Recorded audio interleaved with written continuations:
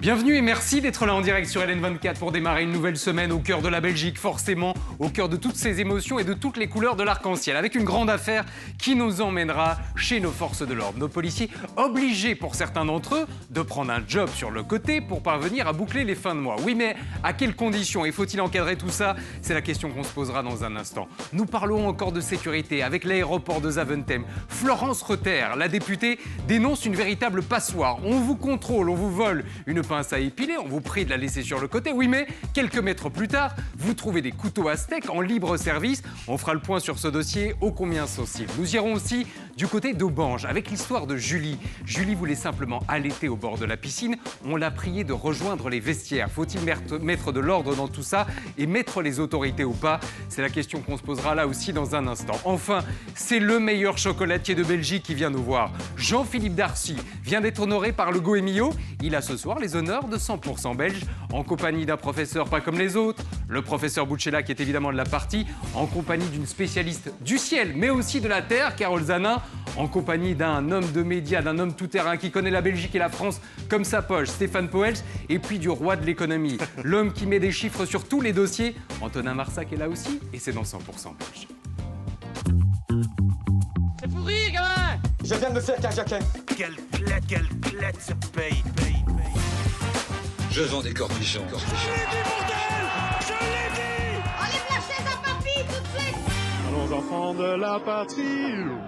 Désolé si le professeur est épuisé, il a donné cours pour la première fois depuis des semaines, 4 heures de cours. Mais il y a encore une goutte de sueur qui perle sur votre front, professeur. Au tableau et à la craie. Hein. Eh ouais, à l'ancienne. C'est ça la bonne méthode. Vous jetez les craies comme ça aussi? Non. On vous jette sur vous. C'est la standing ovation à chaque fois qu'il donne cours. Tiens, Steph, je ne sais pas si vous vous souvenez de ce supporter de l'Union. Ah, oui. Au bar. Vous vous souvenez? Ces supporters qui avaient fait la légende de la Belgique, il avait fait le tour des réseaux sociaux et du monde entier avec ces propos-là.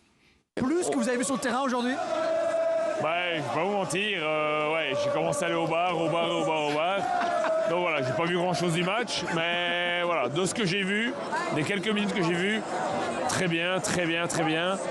Maintenant, voilà, c'est très difficile de juger sur un match, mais je pense que ça. Qu'est-ce que vous en savez-vous? Ah bah devinez quoi, on l'a retrouvé. C'est vrai? On l'a retrouvé hier au RTL Info 19h et croyez-moi, il parlait plus du tout de foot, mais d'économie. Malheureusement, il y aura des conséquences, mais il faut se dire que c'est maintenant la prise de conscience et se dire de continuer comme ça est impossible. C'est une situation critique, mais qui permet encore une certaine solution. Et je pense que justement demain va être une journée très importante pour notre futur. La bonne nouvelle, c'est qu'on comprend toujours rien à ce qu'il dit. Quand il parle d'économie et de foot, on comprend pas. Je sais pas s'il voulait passer pour un anonyme avec les lunettes de soleil, Steph. La première interview, il n'avait pas sucé que des glaçons. Hein. Il était quand même fort fatigué. Et ici, après, on peut être intelligent et aller au football, hein, regardez-vous. Oui, ça m'arrive de temps en temps. Je vais de moins en moins au football, ce qui explique peut-être aussi certaines choses. Attendez, on peut quand même être fier de l'Union. C'est une virgule, mais faire ce qu'ils font en Champions League. Respect. Et on peut être fier d'un supporter qui, par ailleurs, s'est décrypté l'économie de la Wallonie. Moi, la preuve que j'ai rien compris, par contre. Mais en gros, il disait qu'on allait vers des temps compliqués au niveau de l'économie wallonne, mais on le savait déjà. Est-ce que le professeur a compris? J'étais J'étais avec au bar qui vous restait en tête. On a la même formation, lui. Revenez à table, professeur, parce qu'on va avoir besoin de vous ce soir. La Belgique, c'est vous. On ouvre le premier chapitre.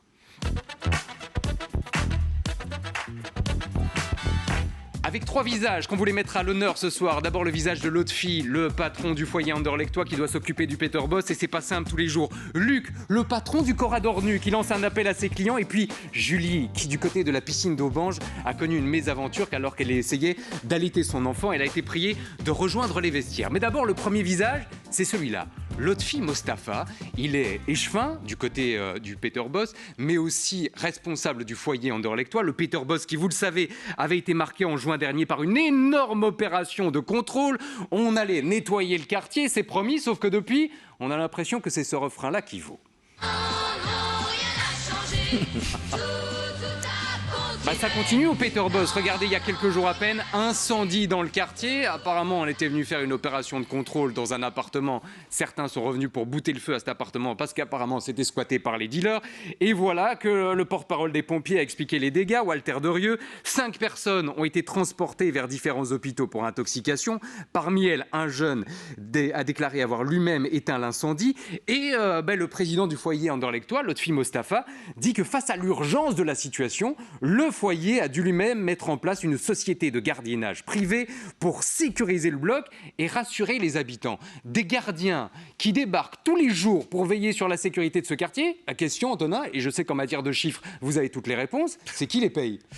Qui les paye, c'est surtout ça, ce sera les citoyens bruxellois, mon cher ami, car le foyer Anderlechtois, c'est une société immobilière de service public. En gros, c'est une association qui fonctionne avec de l'argent, attention, je vais me répéter, public, et de l'argent issu majoritairement de la région et pas que de la commune, puisque le foyer Anderlechtois, c'est une association qui permet d'avoir des loyers, des logements plus abordables.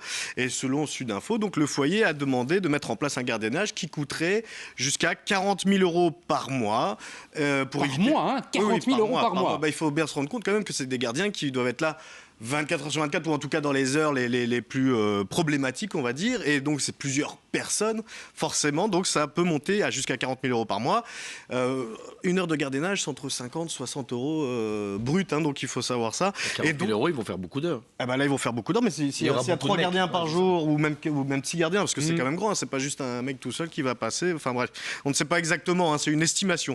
Et donc, le foyer Anderlechtois estime que ça pourrait aussi durer jusqu'à 3 mois, donc ça pourrait monter jusqu'à 120 000 € en tout, et donc c'est décidé par le foyer Anderlechtois, donc ce n'est pas dans le contrat de bail des gens qui habitent dans les logements gérés par le foyer Anderlechtois, donc c'est pas les gens qui vont devoir mettre la main à la poche. Rappelons que le foyer, il n'empêche, gère 3800 logements et environ 20 concierges, mais donc c'est un gardiennage qui peut être utile au-delà du symbole. Ça permet aussi de sécuriser, ça rassure, et sans ce gardiennage, potentiellement, c'est ce qui se dit, c'est que ça pourrait aggraver la situation et laisser un chancre s'installer. L'image est un peu forte, mais comme une tumeur s'installer, puisque quand il y a une situation vraiment problématique qui se dégénère comme ça, les logements ne sont plus habités, il peut y avoir des squatteurs. Après, pour remettre ces logements en état et pour les relouer, c'est compliqué. Et donc, ce qu'il dit, c'est que c'est un investissement. Moi, je mets 40 000 € maintenant, mais ça m'évite bien des problèmes plus tard. Ça peut éviter des gros problèmes. Les squats, ça peut éviter. Je me permets juste, Antonin, très très cher. Parce qu'on parle beaucoup des problèmes du Peter Boss, et on a évoqué ces fusillades, on a évoqué les dealers, et en même temps, sur les réseaux sociaux, on trouve des habitants du quartier qui essayent de tenir un autre discours en disant, surtout, ne croyez pas les médias. Voilà les gars, on est ici, cité du Peter Boss, il est 6h du mat. Je voulais vous dire un truc. Faut pas croire tout ce qu'on dit à la TV, tout ce que dit la police, tout ce qu'on vous raconte.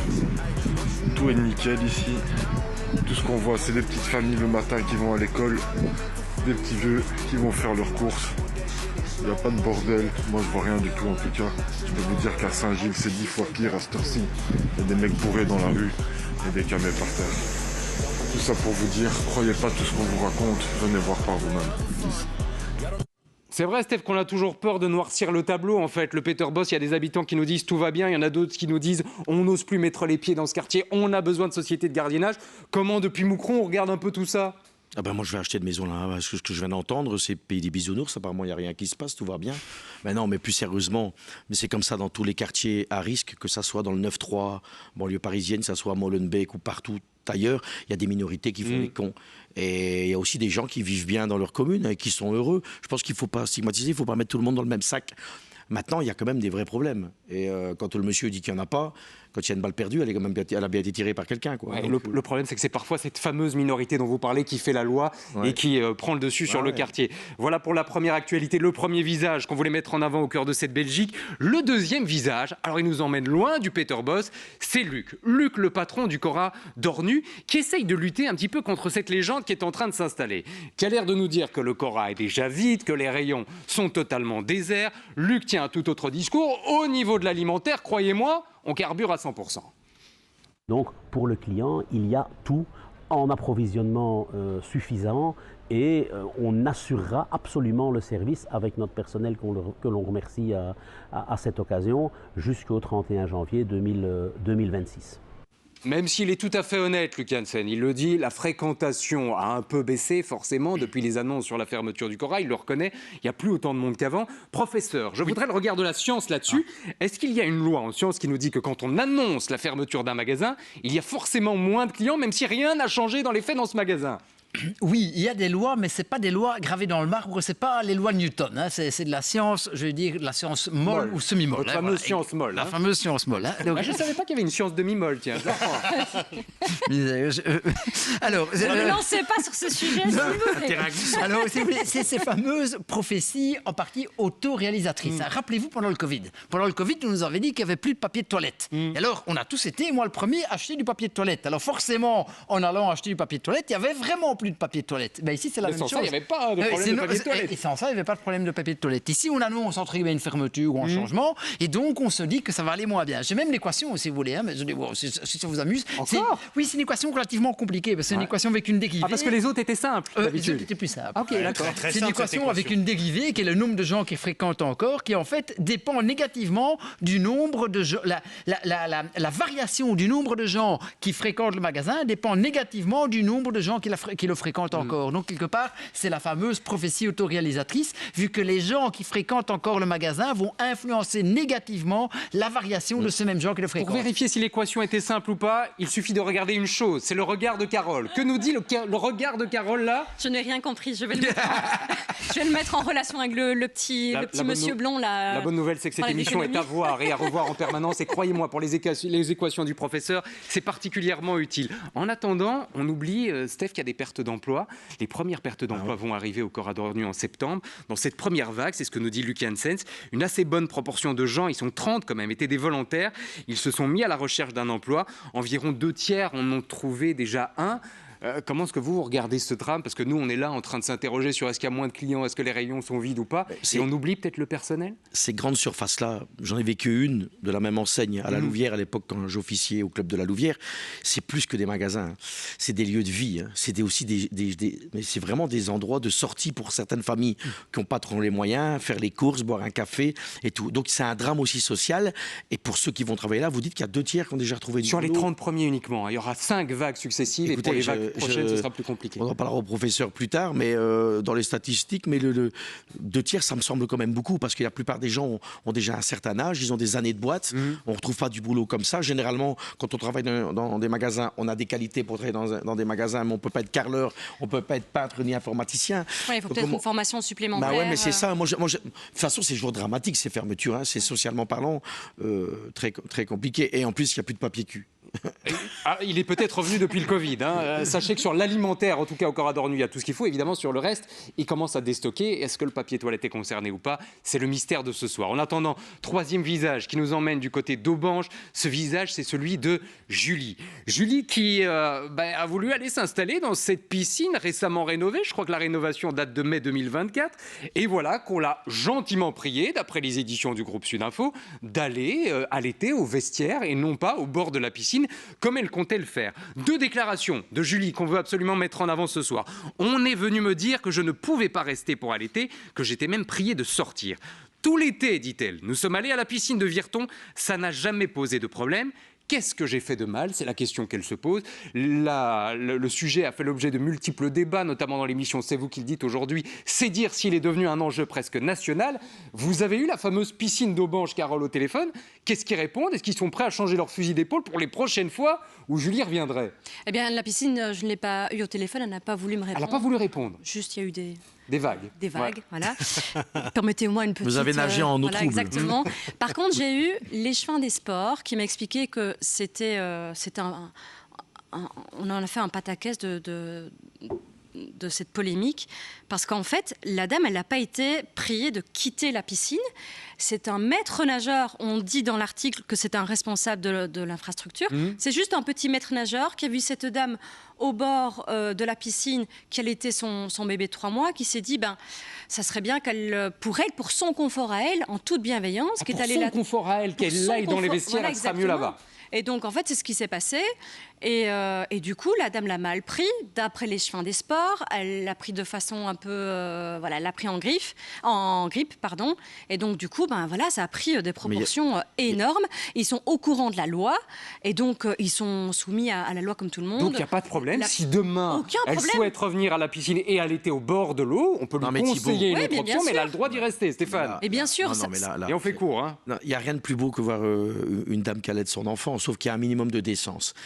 Et d'hygiène aussi. Et donc je pense que si la dame elle est au bord de l'eau et qu'elle allait son enfant, moi je trouve que non. Et donc, elle était sur un petit muret. Eh bien, j'ai travaillé quand j'étais jeune, ça va vous faire rire, moi j'étais maître nageur. Il y a un job que vous n'avez pas fait dans votre vie là, j'étais maître nageur pendant 2 ans à la piscine de Moucron. Il y avait un local qui était fait pour que les mamans puissent ou à la fois changer leur bébé ou celle qui allaitait pouvoir allaiter. Moi, je suis désolé, mais alors moi, il n'y a rien de choquant de voir une dame qui donne le sein à son enfant. Mais je pense qu'il y a quand même d'autres lieux que de faire ça au bord de l'eau. Donc votre recommandation, c'est de prévoir un local dans toutes les piscines pour ce genre d'occasion, et occasion évidemment très spéciale. En attendant, la loi dit qu'elle devait être autorisée à le faire, et apparemment du côté de la commune, on a bien compris le message. En attendant, il est l'heure de continuer à faire le tour du pays et peut-être de passer près de chez vous.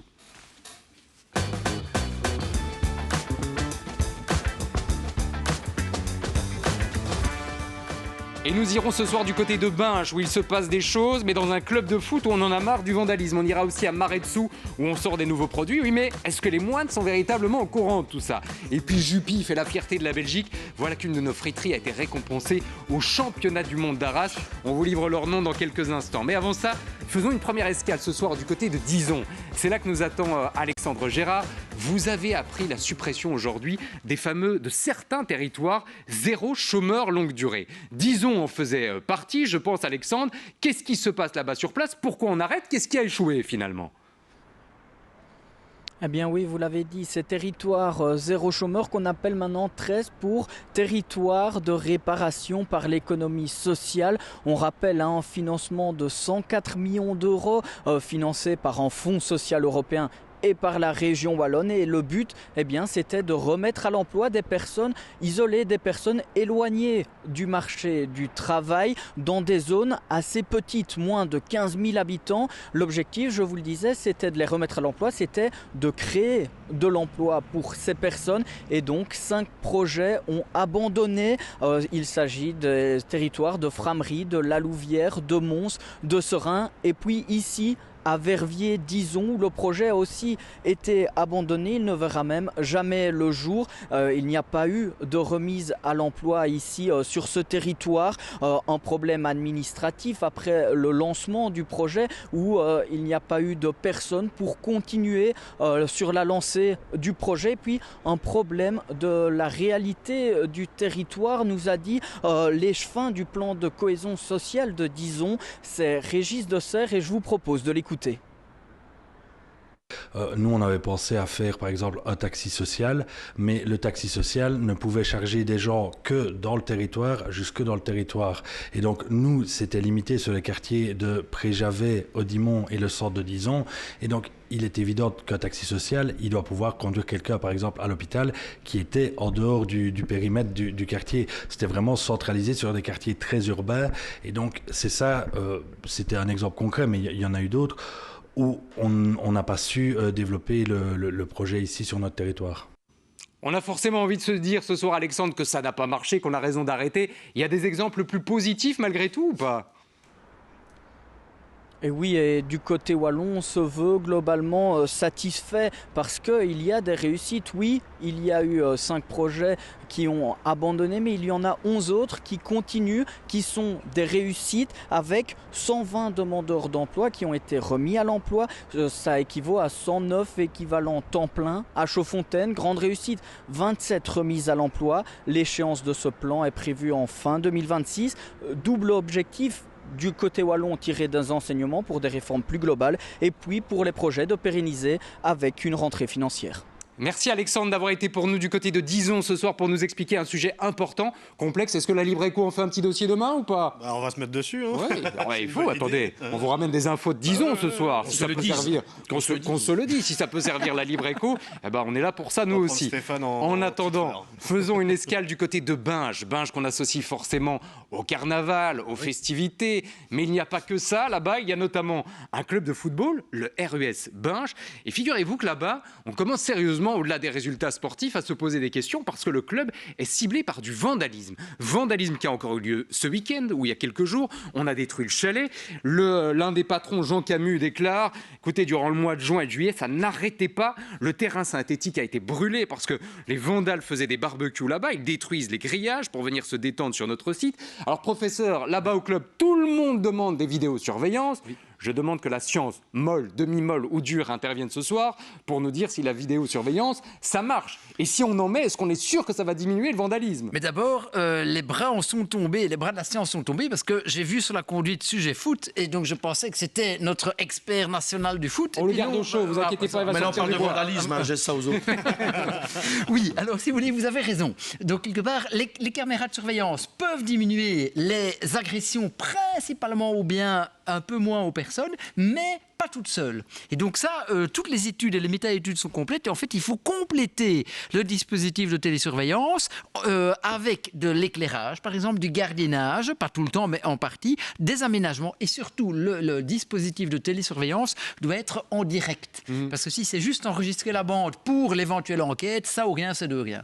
On nous demande en régie si la science doit avoir 2 bics systématiquement pour faire ses explications. Ça fait partie du processus scientifique ou pas? Oui, ça fait partie du processus. C'est très démonstratif. Hein. C'est la double dose de science, la double dose de bic aussi. Bon, on ira chercher les gardiens du Peter Boss, la vidéosurveillance, l'éclairage du stade de l'Union Saint-Gilloise. Et avec ça, on va trouver une solution. N'empêche, Stéphane, le vandalisme dans des petits clubs comme ça, locaux. On touche pas, on n'est pas au sommet de la Champions League, là. Hein. On est vraiment dans le foot qu'on aime. À Binche, ils ont un mailleur, un bourgmestre, monsieur Devin, Laurent Devin, qui est fan de football. Je présume que ça doit vraiment l'ennuyer. Et effectivement, mais ça n'appartient pas malheureusement qu'à Binche. Hein. Si vous parlez à tous les clubs, même dans ma petite région du Hainaut occidental, on est Picard, tous les clubs se sont déjà fait visiter une seule fois. Une fois la buvette, on casse les balles, on vole tout de toute façon maintenant. C'est dramatique parce qu'il faut bien dire aussi que ces petits clubs-là, ils doivent faire des soirées pain saucisse pour pouvoir acheter des maillots pour leurs gosses, hein, pour les joueurs. Donc on ne mesure pas l'impact que ça peut avoir. Terrible, on peut couler un club rien qu'avec un barbecue et où on brûle le terrain de foot. On peut détruire un club quand ils font des repas, je dis des pains saucisses, mais c'est vraiment ça. C'est pour tenir une saison, quoi. Il faut respecter parce que sans le football amateur, il n'y a pas de foot professionnel, il ne faut pas l'oublier. Et ça, c'est un homme qui a connu tous les échelons du football qui vous le dit ce soir. En attendant, faisons une autre escale. On sort de Binge et on va du côté de Maretsu. Maretsu, bien connu évidemment pour son abbaye. Et c'est là que je vous demande à tous et à toutes autour de la table un moment de recueillement. Moment de recueillement, si vous le voulez bien, parce qu'il s'est passé quelque chose d'important du côté de Maretsu. Des nouveaux fromages viennent de sortir. Ce n'est pas une blague. C'est annoncé dans toute la presse. Nouveau fromage, Dieu a encore frappé à Maretsu. Le Maretsu frais et onctueux a été officiellement lancé. Il s'agit de 2 déclinaisons d'un fromage frais à tartiner, l'un nature, l'autre à la ciboulette. Évidemment, il y a un groupe derrière ça, hein, un groupe spécialiste dans l'alimentaire. Mais petite question, Antonin, est-ce que les moines touchent une petite pièce là-dessus ou pas ? Eh bien, les moines, oui, vont toucher des royalties là-dessus. Alors, combien? Les voies de Dieu sont impénétrables, hein, évidemment. On ne saura pas exactement combien ils vont toucher, mais en tout cas, c'est sûr, ils vont quand même toucher. Alors, il faut savoir qu'en plus, les moines demandent 2,5 millions d'euros pour rénover l'abbaye de Maretsu. Donc, ça va peut-être tomber à pic de lancer un nouveau produit pour faire rentrer un peu d'argent dans les caisses. Alors, attention, hein, le fromage tartiné n'est pas produit dans l'abbaye de Maretsu lui-même. Hein. Il reste que le fromage classique et le fagotin Maretsu qui sont produits là où vivent les moines. Mais en tout cas, voilà, là, ce fromage sera produit visiblement à 150 km de Maretsu. Donc ils vont payer pour l'utilisation du nom, quoi. Ils vont payer pour l'utilisation du nom. J'ai une petite anecdote avec un lien avec un célèbre animateur français qui est mort récemment, Thierry Ardisson. Vous connaissez? Pourquoi je suis arrivé là-dessus? Eh bien, Thierry Ardisson, c'est quand même lui qui avait fait la publicité d'un célèbre chaussé aux moines. Vous vous souvenez? Eh bien, chaussé aux moines, c'est un fromage qui n'est pas du tout produit par des moines, c'était juste un nom qu'il avait trouvé pour vendre du fromage industriel produit par Lactalis. Et ça avait cartonné, puisque tout le monde connaît maintenant chaussé aux moines. Eh bien, moi, je dis à Thierry Ardisson, même s'il perd à son âme, au moins, nous, on a du fromage, peut-être pas produit à l'abbaye de Maretsu, mais au moins, il sera quand même relié aux moines de Maretsu. Donc voilà, Amen. C'est quand même une drôle d'émission. Il joue avec les codes, Steph. Regardez la présentation du fromage. Je vous montre juste cette image. Lors de la présentation de ce nouveau crémeux et onctueux, regardez à quel point ils ont joué avec les codes de l'abbaye. On a fait ça en mode sacristie ou presque. Non, mais on sait que ça rapporte, quoi. On nous vendait du rêve, parce que depuis de l'émission, on va avoir du chocolat. Comme en France. On va avoir du fromage, on n'a rien. Attendez, Et la pause arrive. Et on n'est pas Jean-Philippe Darcier. Ah, mais des frites. Vous voulez des frites? Oui. Allons faire un tour du côté de Jupy, parce que c'est là que ça se passe. J'aurais voulu vous préciser dans l'intervalle qu'on faisait tout et n'importe quoi dans les églises, y compris du sport. Parce que regardez, à Basic Fit du côté de Namur, ils vont squatter une église pour organiser des cours de sport, mais laissons ça de côté, parce que sinon ça va encore énerver Stéphane. Allons faire un tour du côté de Jupy, où effectivement il se passe des choses. Une friterie, la friterie des Tuileries, vient d'être championne dans la catégorie frites du monde. C'était au fameux championnat du monde de la frite du côté d'Arras, là où tout le gratin mondial s'était réuni. Question très simple. Avant de voir ce que vaut vraiment ce championnat ou pas, Carole, vous les avez eu au téléphone aujourd'hui. Ça a un impact sur la fréquentation de la friterie, là, maintenant, tout de suite, déjà? Oui, déjà. Oui, parce que Jason Makers, le responsable, il est revenu samedi soir de cet événement. Et je lui ai remis, au nom, évidemment, de tout... nos félicitations. Voilà, exactement, nos félicitations. J'ai un coup de gueule. Et alors, dimanche... Eh bien, il y avait déjà une file devant la porte de la friterie. Et alors, il fait plus ou moins 150, 170 couverts quand la friterie est ouverte le matin, le midi plutôt, et le soir. Là, il s'attend au double. Donc c'est dire à quel point... Attendez, Steph, on garde votre coup de gueule sous le coude, parce que je pensais vraiment pas que la frite allait vous énerver. Mais même la frite vous énerve ce soir. Avant d'entendre le coup de gueule, je veux entendre la science. Parce que lors de ce championnat du monde, c'est pas une blague, professeur, on a entendu parler d'une triple cuisson de la frite. Oui, tout à fait. Alors là... C'est comme les bras nous en sont tombés. Les bras nous en sont tombés. Ça, la science est réglée. C'est comme le rasoir Gillette. Hein. C'était quand j'ai commencé à me raser, quand j'étais môme, c'était double lame, et puis triple lame, et puis quadruple lame. C'est un peu ça. Donc en fait. Alors, si vous voulez, j'ai l'image maintenant. Je suis pas sûr de vouloir la garder.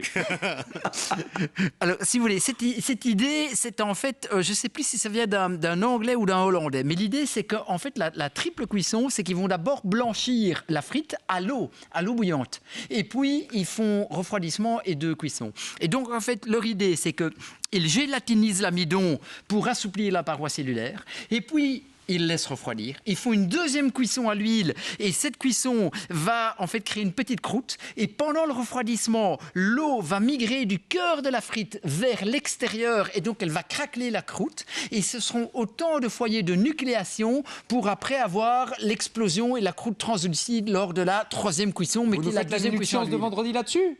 Pardon? Il y a moyen, avec un peu de démonstration, un peu de show. Réfléchissez, vous avez jusqu'à vendredi. J'ai une mauvaise nouvelle, la régie me dit qu'on n'a pas le temps pour le coup de gueule. Qu'est-ce qu'on fait? Alors c'est très nul, hein, parce que si on peut pas intervenir et juste dire que tout est bien... allez-y, faites un je vais petit vous coup de gueule. expliquer. Mais vite, hein. D'abord, que les Français font des championnats de frites, ça me fait toujours un petit peu rigoler. L'année passée, il n'y avait pas un Belge qui a été élu. Non, mais je vous expliquais, il y a une autre chaîne belge qui fait un concours de frites. Ok, c'est très bien, c'est sympa. Mais je vais plus loin. Quand vous mettez cette friterie-là qui gagne, moi je sais, l'année passée, cette fameuse chaîne, RTL, avait fait gagner une friterie de mon village. Très bien, les mecs sont sympas, ils s'appellent Benoît Couls. Alors effectivement, ils doublent. Mais autour... Ça vide les autres friteries. Ça vide les autres friteries. Il y avait 4-5 autres friteries. Il y en a 2 qui sont fermées depuis. Moi, j'ai un peu de mal. Alors, de donner comme ça un trophée en disant et qui décide 3-4 mecs, c'est la meilleure friterie. Mais toutes les friteries sont bonnes. En tout cas, ils essayent tous de faire des bonnes cuissons. Et je pense que ça peut tuer aussi. Moi, j'aime pas ce genre de. C'est quoi après? Ça va être la meilleure pizzeria. Et après, le meilleur mec qui fait des boulets liégeois. Ça existe à Liège. Mais c'est fait en petit comité. Moi, j'ai l'impression là qu'on doit donner des trophées. Et tant mieux. Hein, mais c'est intéressant ce que vous nous dites. C'est les dégâts collatéraux que ça peut faire. Bien entendu, ça en remplit certains, mais ça en vide d'autres. Ça vide les autres. Moi, je suis content pour ceux qui gagnent. Moi, je vous dis, le mec à mon compte, c'est un pote à moi, Benoît Couls, et que j'embrasse d'ailleurs. Ils ont gagné. Ouais, mais les autres derrière, ils ont fermé. Il y a une seule solution par rapport à tout ça, c'est de manger encore plus de frites. Et certains du côté d'Arras ce week-end, apparemment, étaient prêts à en prendre 1 fois, 2 fois, 3 fois, et même plus si affinité. On a mangé hier soir, et on en remange ce midi. C'est sympa. Et ce soir? Oh non. Peut-être. On s'est fâché sur la frite, mais promis, dans un instant, on va se réconcilier sur le chocolat avec Jean-Philippe Darcier, le numéro 1 des chocolatiers. C'est pas nous qui le disons, c'est le goémillon en personne. Il vient nous voir et peut-être régler ses comptes aussi avec le chef Julien Lapraille. À tout de suite. Merci d'être là en direct dans 100% Belge. On s'est disputé sur la frite. C'est promis, dans un instant, on se réconcilie sur le chocolat. Et puis nous parlerons d'une grande affaire. Nos policiers sont parfois obligés de travailler sur le côté pour arrondir leur fin de mois. Oui, mais avec quelles règles? Doit-on surtout relever leur salaire pour éviter ça? On se posera la question dans un instant. La pub sur Facebook pour nos politiques, ce sera bientôt terminé. Dès le 10 octobre, fini pour Raoul et Debeau, Georges-Louis Boucher, Paul Magnette de sponsoriser des posts sur les réseaux sociaux. Que vont-ils faire de cet argent? On se posera la question dans un instant. Enfin, que se passe-t-il avec Maxime Carabin? Vous vous souvenez que son handicap était contesté. Il a changé de catégorie et le voilà éliminé au premier tour des championnats du monde. On en reparle dans un instant, mais d'abord, on accueille un invité et on ouvre le consulat.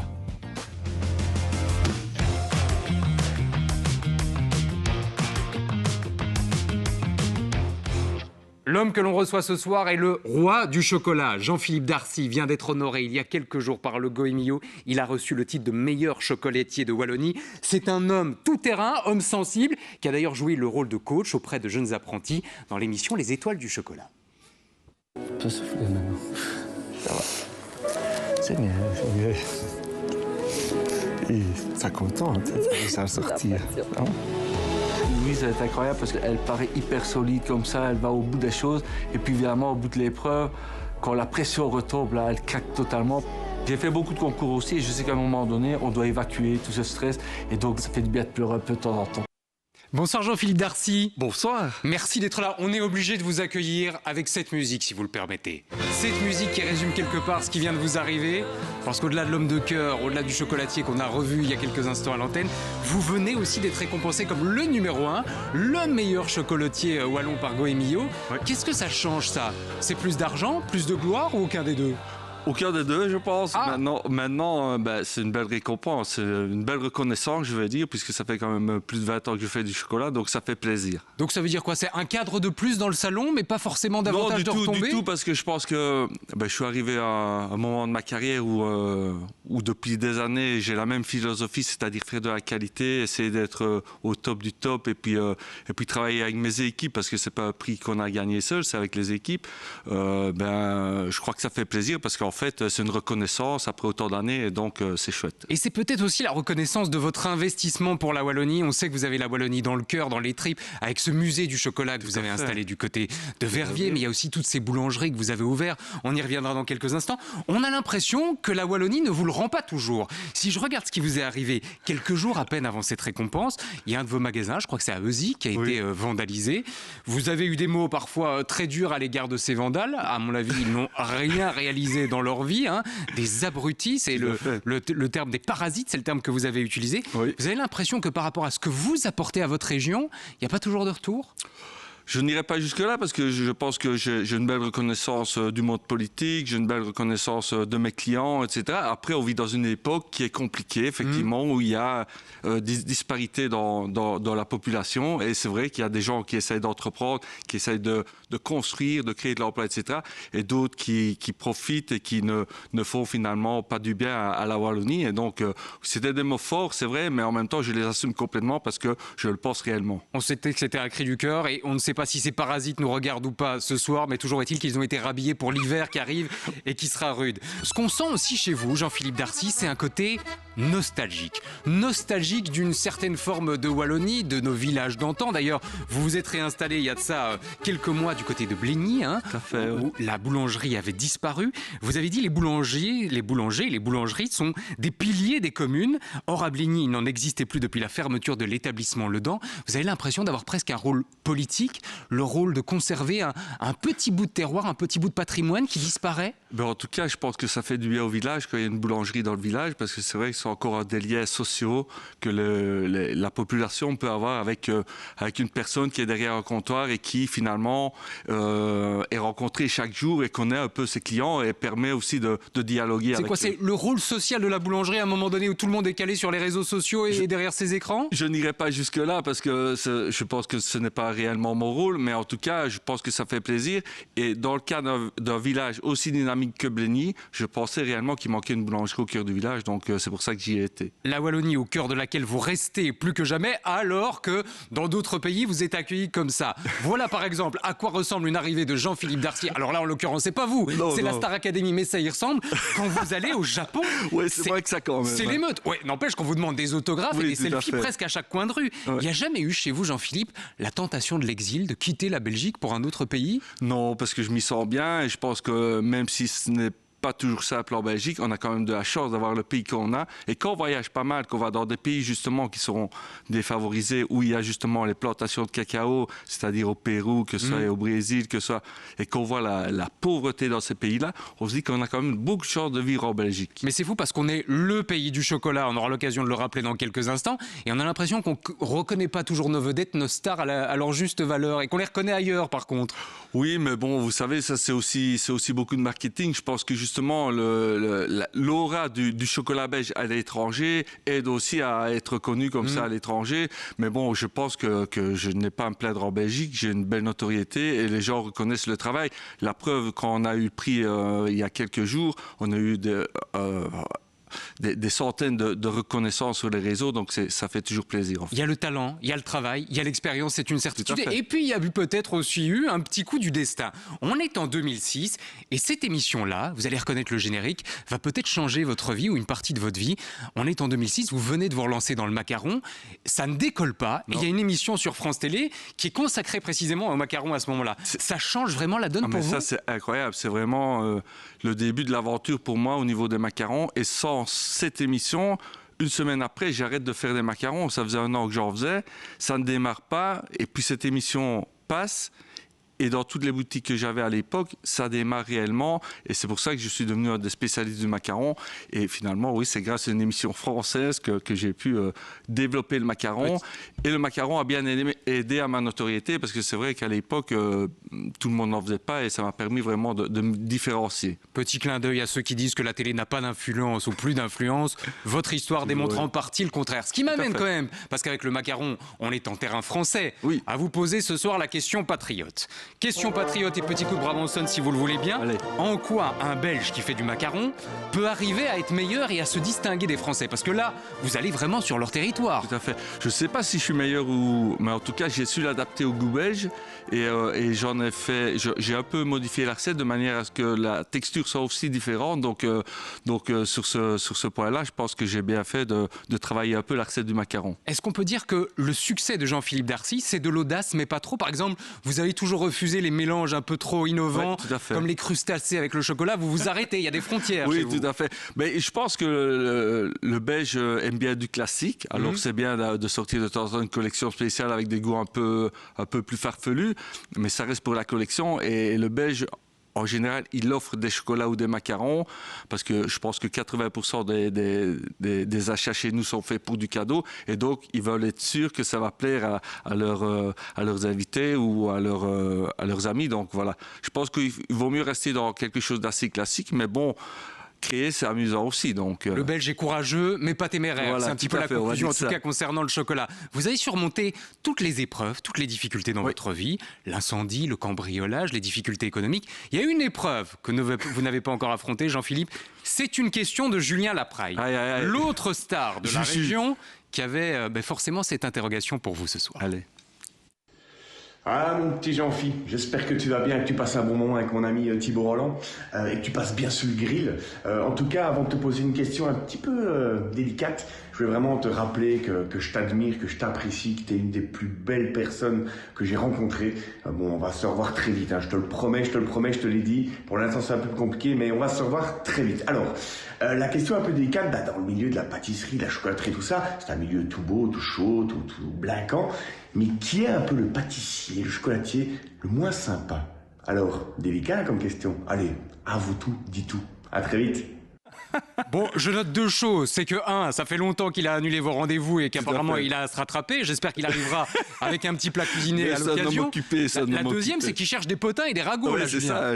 Mais écoute, on a la chance dans le métier de pâtissier chocolatier d'avoir une corporation, je vais dire, qui s'entend très bien et qui qui, à l'inverse peut-être de la cuisine, ou je ne sais pas ce qui se passe trop en cuisine, mais on partage énormément. Donc, c'est-à-dire que si on a un problème ou qu'on ne trouve pas une recette ou qu'on a un souci sur une recette, on peut s'appeler assez facilement entre collègues et en général, ça marche très bien. Donc, allez, des gens moins sympas, il y en a certainement, mais de toute manière, je ne vais pas les citer ici. Je vais discrètement vous faire passer un bout de papier sur lequel vous allez simplement écrire des initiales, Jean-Philippe. Et on en restera là pour ce soir et vous reviendrez la prochaine fois avec une deuxième lettre. Et d'ici la fin de saison, on aura peut-être un nom à vous proposer. Non, merci Jean-Philippe d'avoir été avec nous ce soir. C'était le meilleur chocolatier de Belgique qui était avec nous ce soir.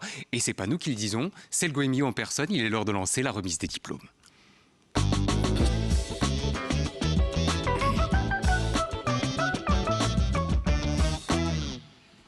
Avec au cœur de cette remise des diplômes un premier nom et un premier visage, celui de Florence Rother, l'ex-présentatrice du journal télévisé d'RTL, devenue députée, bourgmestre de Waterloo, et qui s'intéresse à notre aéroport de Zaventem, où vous le savez, on est contrôlé pour tout et pour n'importe quoi. On a même un super nouveau scanner depuis quelques mois qui peut apparemment tout détecter.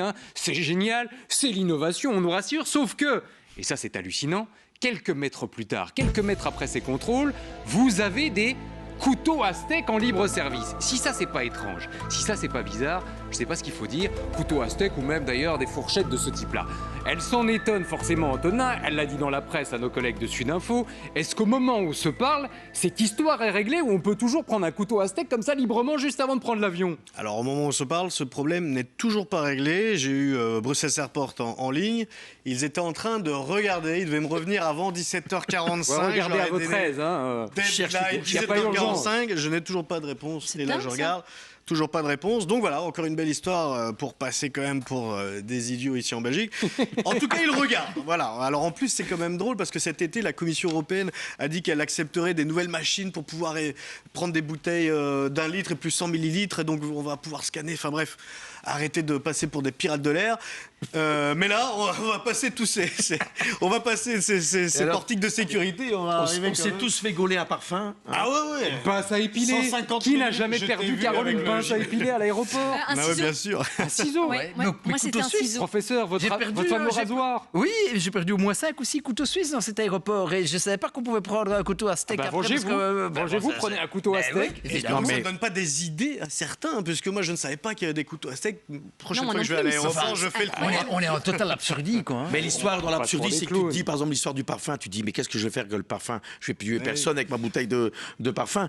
Mais par contre, des couteaux, ça pose pas de problème. Mais c'est ça, on comprend pas. Ce qui est intéressant, c'est quand même qu'à cause de quelques tarés, les liquides de moins de 100 millilitres, c'est parce que dans les années 2000, 2006 exactement, si je dis pas de bêtises, c'est pas à 2001, mais après le 11 septembre, mais c'est que certains avaient voulu mettre des explosifs dans leur basket sous forme liquide ou de pâte, et voilà. Et donc ils ont décidé, à partir de ce moment-là, de mettre cette règle des 100 millilitres. Donc à cause de quelques personnes, on a réussi à faire des heures d'attente dans les aéroports du monde entier. Voilà. Mais par contre, le couteau à steak ne pose pas de problème parce que personne n'a jamais eu l'idée d'utiliser un couteau à steak dans un avion et on espère, comme le disait Antonin, n'inspirer personne ce soir. C'est ça. Mais à la fin, on demande dans le truc, c'est est-ce que vous rendez bien le couteau?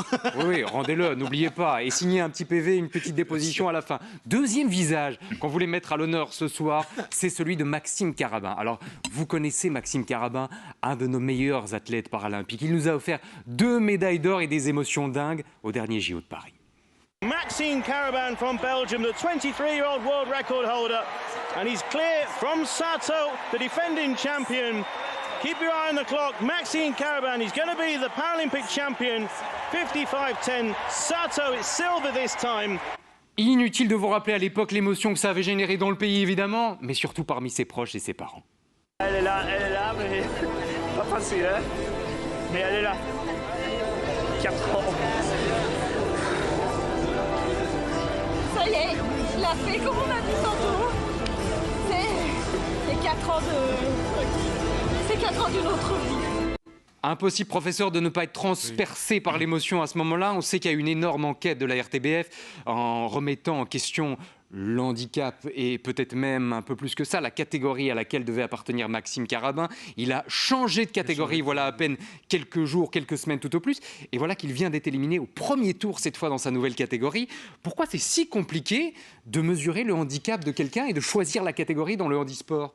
C'est une excellente question. En vérité, si vous voulez, c'est une affaire, c'est un énorme pataquès. Parce qu'en fait, si vous voulez, la classification ne mesure pas le handicap. Elle mesure l'impact fonctionnel sur les gestes du sport du handicap. Et donc là, en fait, la science vous indique que vous rentrez dans une dynamique non linéaire. Ça, c'est vraiment le physicien qui parle. Ça veut dire que vous modifiez un tout petit peu le paramètre à l'entrée, c'est-à-dire le handicap, et ça modifie énormément le paramètre à la sortie. Et donc, ils vont pouvoir chanter Ramona, mais cette affaire, ils vont jamais s'en sortir. Parce que ces catégories sont pas claires. Elles sont pas claires parce qu'elles sont basées sur une logique non linéaire. C'est-à-dire que si vous... Mais donc Maxime Carabin est finalement le symbole, il paye pour tous les autres, quelque part. Alors, je ne sais pas s'il paye pour tous les autres ou s'il est... ou qu'est-ce par rapport à son cas particulier. Mais si vous voulez, ce système-là, il est construit quasiment sur du sable parce que quand vous avez une dynamique non linéaire, ça veut dire que si vous évaluez un tout petit peu différemment le paramètre à l'entrée, ça produit des résultats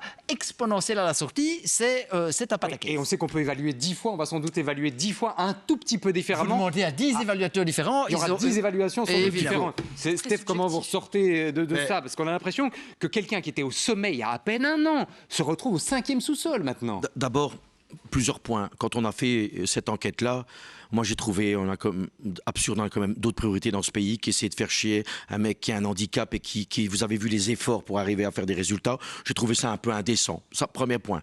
Deuxième point, j'ai regardé comme tout le monde les Jeux paralympiques, je suis un mordu de sport. Mais je rejoins le professeur. C'est-à-dire qu'à un moment, moi je me disais, alors, ça va peut-être vous faire sourire, mais c'est pas mon cœur. Hein. À un moment, ils sont sur du départ. T'en as un qui a une jambe, l'autre tu en as deux. Tu te dis c'est quand même plus facile de courir avec deux qu'avec une, sauf qu'il a été amputé des bras. Sauf que. Et donc il y a un moment tu ne comprends plus. Tu te dis mais en fait tu as l'impression que c'est jamais équitable. Alors c'est tous des champions à mes yeux. Ouais, poussons la logique jusqu'au bout. Il faudrait presque créer une catégorie par personne puisque aucun handicap ne se ressent. Mais c'est là qu'évidemment. Quand tu fais ces foot, quand les mecs qui jouent au football et qui n'ont pas la vue, tu connais tous leur handicap, donc c'est assez facile à comprendre. Mais justement là, tu as des niveaux et c'est pour ça que mais comme dit le professeur, si mes souvenirs sont bons, c'est le travail de RTBF. Attendez, la science aimerait rajouter quelque chose et elle est importante évidemment. Si mes souvenirs sont bons, c'est des modifications du tronc. Oui. Qui plus ou moins permettent effectivement d'avoir une plus grande amplitude de geste, une plus grande force de préemption dans les mains ou dans les bras. Mais vous voyez que si vous bougez un tout petit peu, si vous êtes capable de bouger un tout petit peu plus le tronc, ça vous donne une capacité d'actionner la chaise beaucoup plus importante. Et si la dynamique est linéaire, c'est-à-dire que on suit une droite, il n'y a pas de souci, parce qu'alors ça bouge un peu et ça bouge un peu. Mais vu que c'est non linéaire, ça veut dire que si vous bougez un tout petit peu mieux le tronc, vous avez un avantage exponentiel à la sortie. Mais moi je parle de l'humain. Non, mais je voudrais juste qu'on écoute Maxime Carabin, justement, puisque vous parlez de l'humain. Maxime Carabin qui avait annoncé, au moment de cette fameuse polémique, qu'il n'allait pas en rester là et qu'il allait peut-être porter plainte. Les informations qui ont été données, les dossiers médicaux qui ont été divulgués, des médecins qui se risquent à passer outre le secret médical, d'autres athlètes qui parlent en conséquence de cause de contrats de confidentialité vis-à-vis d'autres athlètes. Nous, on a bien rigolé dans un premier temps, sans rire en même temps, parce que c'est quand même assez sérieux.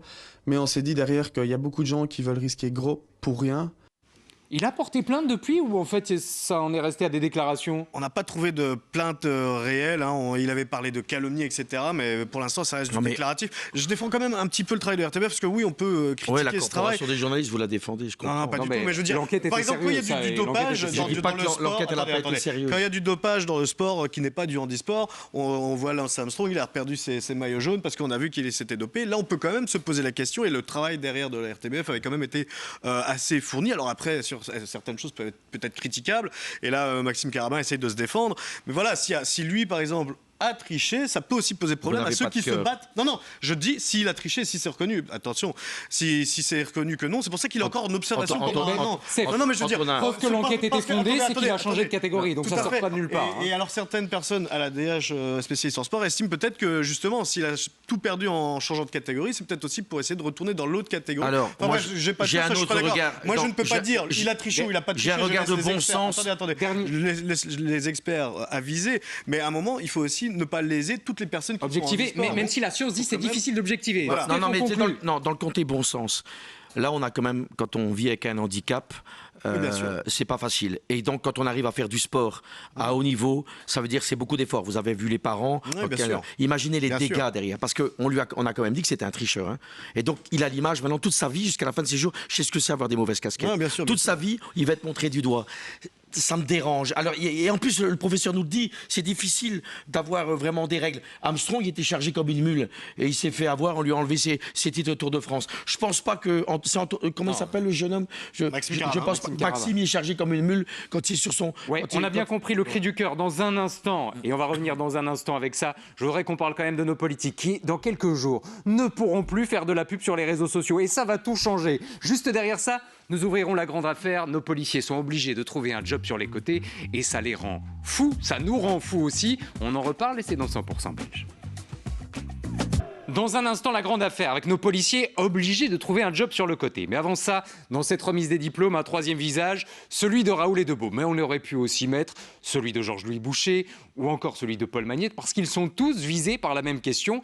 À partir du 10 octobre prochain, c'est la DH du jour qui nous le dit, ce sera fini. Fini pour les politiques de sponsoriser des posts sur les réseaux sociaux. Question très bête, Carole. Qui payait le plus, qui dépensait le plus d'argent sur les réseaux sociaux et qui donc va être le plus handicapé par ça? Eh bien, en 2024, j'ai les chiffres, c'était les engagés. Ils ont dépensé 757 055 €, Facebook et Instagram compris.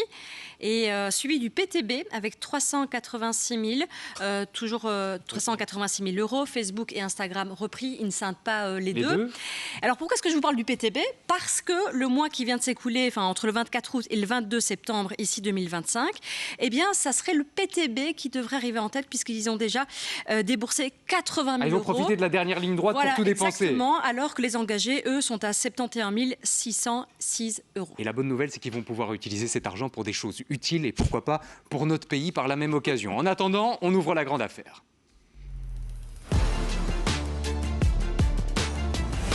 Et nous parlons ce soir de nos policiers. Oui, encore une fois de nos policiers. Vendredi, on évoquait leur salaire. Eh bien, figurez-vous qu'on apprend que de plus en plus de policiers sont obligés de trouver un petit job sur le côté pour boucler les fins de mois. Peuvent-ils tout faire ou pas? On voit ça avec Alexandre Gérard.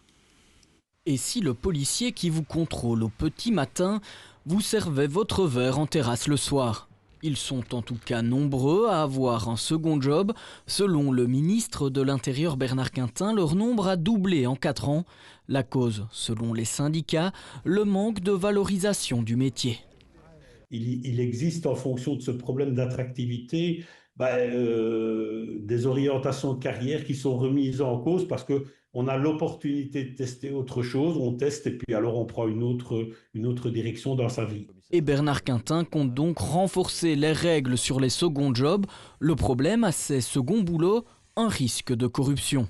Si on prend notamment des milieux de la vente de voitures, on sait qu'il y a quand même pas mal de choses qui se passent dans le milieu de la vente de voitures, notamment d'occasion, où à un moment donné, on peut être très vite tenté par le gain et l'appât éventuel de pouvoir participer directement ou indirectement, que ce soit pour des documents, que ce soit pour des véhicules, à finalement, ne fût-ce que simplement au départ d'une consultation d'une banque de données, participer à tout un mécanisme. Avant, un policier ne pouvait pas avoir un emploi complémentaire. Aujourd'hui, c'est autorisé, sauf s'il y a des risques d'intégrité et de possibles conflits d'intérêts. Il est par exemple interdit pour un policier de travailler comme ambulancier ou agent de sécurité. Et il y en a d'autres, comme Patrick Beauce, qui pointe le risque de corruption en disant forcément, la tentation est plus grande quand on fait un petit job sur le côté. Faut-il l'interdire? La science dit « quis custiodet ipsos custodes ». Oui, ça, un peu de latin, bien sûr. C'est le satyriste Juvénal, au IIe siècle après Jésus-Christ, qui disait « qui surveillera les surveillants ?» Parce que c'est un problème en vérité. Parce que si vous il y a la police des polices. Oui, mais qui surveille la police des polices? Voilà. Donc c'est quelque part une sorte d'itération infinie. Et donc voilà, c'était une forme de clin d'œil en disant que quand on veut surveiller les surveillants, c'est toujours compliqué. C'est compliqué, effectivement, de voir comment la police reste sur les rails ou pas. Antonin, on marche sur la tête, ça veut dire quoi? On marche sur la tête parce que les policiers sont encore une fois peut-être pas assez payés. Du coup, ils sont obligés de trouver un emploi sur le côté. Moi, très rapide, une petite anecdote. Moi, je connais un policier justement qui est très strict. Je dirais pas Locqueville, et pourtant, à côté, il est dans l'Horeca, dans la restauration. Alors peut-être qu'ils vont aussi un peu d'alcool, justement, et je pense pas qu'il va aller contrôler à la sortie de l'établissement dans lequel il travaille au noir. Il se retrouve un peu jugé parti. Effectivement, si c'est au noir, c'est encore plus suspect. Votre avis, Carole, là-dessus, c'est interdire non, mais encadrer oui? Oui, tout à fait. Moi, j'ai aucun problème. Je comprends tout à fait les inspecteurs qui doivent donner à manger à leur famille et qui doivent gagner un peu plus leur vie. Par contre, voilà, vous n'allez pas servir des pintes au gars que vous avez arrêté 15 jours avant. Donc voilà, vous n'allez pas le torcher à la bière, à l'alcool, alors que vous l'avez pris au volant il y a 15 jours et vous avez mis une amende à ce monsieur. Donc, cadrer les professions. Science cherche des assistants et pourquoi pas des policiers qui chercheraient quelques heures supplémentaires. La base, elle est juste de les payer mieux. C'est le problème de notre pays. C'est comme les infirmiers. C'est effectivement la solution on la allait plus les aider simple. après le Covid. Ils ont eu des cacahuètes. Les policiers, il faut mieux les payer. Vivre en théorie ils prennent des risques tous les jours. Ils peuvent prendre aussi une balle perdue. Après, il ne faut pas l'oublier. Pas toujours les montrer du doigt. Vous faites bien de le rappeler. En attendant, à 18h58 et des poussières, on file vers l'info de dernière minute.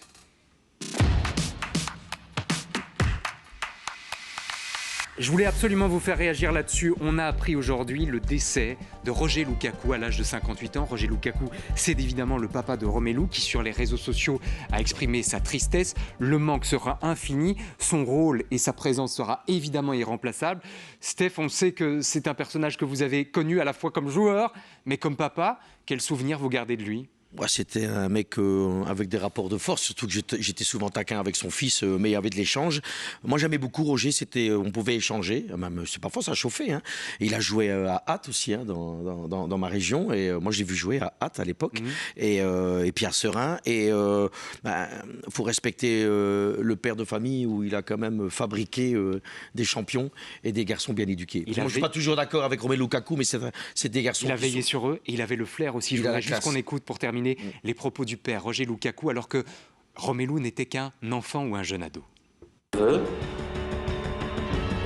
C'est que je souhaite à Romelu d'aller jouer dans des grands championnats comme l'Angleterre, l'Allemagne, l'Espagne, l'Italie, je sais pas. Il est encore jeune, rien ne presse, mais je pense qu'il est capable de jouer dans ces championnats. Et sur cette image et sur ce souvenir, on va se quitter. Merci d'avoir été avec nous. On se retrouve demain, même heure, même endroit. Tout de suite, vous avez rendez-vous avec Cyril Ferraud et tout le monde veut prendre sa place. Salut.